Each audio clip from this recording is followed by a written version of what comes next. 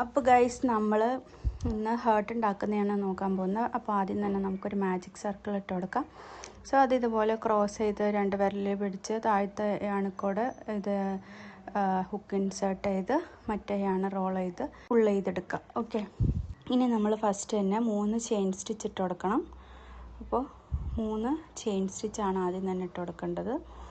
3 chain stitch ഇട്ടതിന് ശേഷം നമ്മൾ 3 ട്രിപ്പിൾ ക്രോഷേ ഇട്ട് കൊടുക്കണം. ഓക്കെ, 3 ട്രിപ്പിൾ ക്രോഷേ അറിയാമെന്ന് വിചാരിക്കുന്നു. അല്ലെങ്കിൽ ഇതുപോലെ 2 പ്രാവശ്യം റോൾ ചെയ്യുക, സർക്കിളിൻ്റെ ഉള്ളിൽ കൂടെ ഹുക്ക് ഇൻസേർട്ട് ചെയ്ത് യാൺ ഓവർ ചെയ്ത് പുൾ ചെയ്തെടുക്കുക.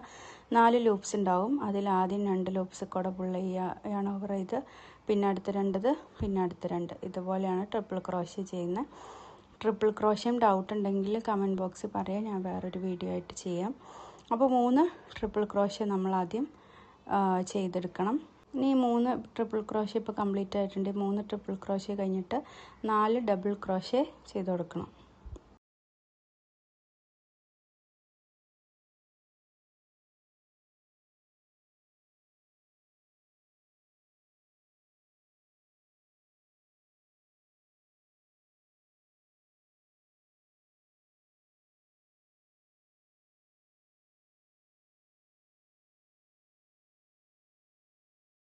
നമ്മൾ 4ാമത്തെ ഡബിൾ ക്രോഷേ ആണ് ചെയ്തുകൊണ്ടിരിക്കുന്നത്. അപ്പോൾ 4 ഡബിൾ ക്രോഷേ കഴിഞ്ഞിട്ട് നമ്മൾ ഒരു ട്രിപ്പിൾ ക്രോഷേ ചെയ്ത് കൊടുക്കണം. ഓക്കെ, ഒരു ട്രിപ്പിൾ ക്രോഷേ.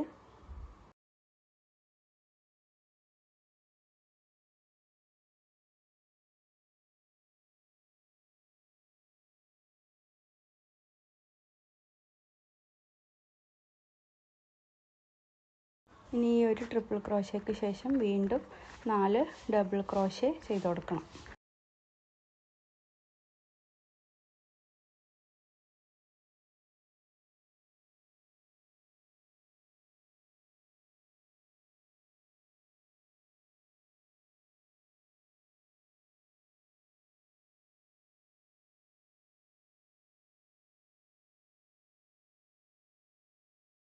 നാല് ഡബിൾ ക്രോഷേക്ക് ശേഷം നമ്മൾ വീണ്ടും 3 ട്രിപ്പിൾ ക്രോഷേ ചെയ്ത് കൊടുക്കണം. 3 ട്രിപ്പിൾ ക്രോഷേ ഫിനിഷ് ചെയ്ത് കഴിയുമ്പോൾ 3 ചെയിൻ സ്റ്റിച്ച് ഇട്ട് കൊടുക്കുക.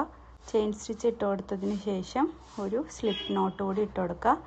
സ്ലിപ്പ് സ്റ്റിച്ച് ഇട്ടതിന് ശേഷം നമ്മൾ നമ്മുടെ മാജിക് സർക്കിളിൻ്റെ പുറത്തെടുക്കുന്ന യാൺ പുൾ ചെയ്ത് ഇതൊന്ന് ടൈറ്റ് ചെയ്ത് കൊടുക്കാം.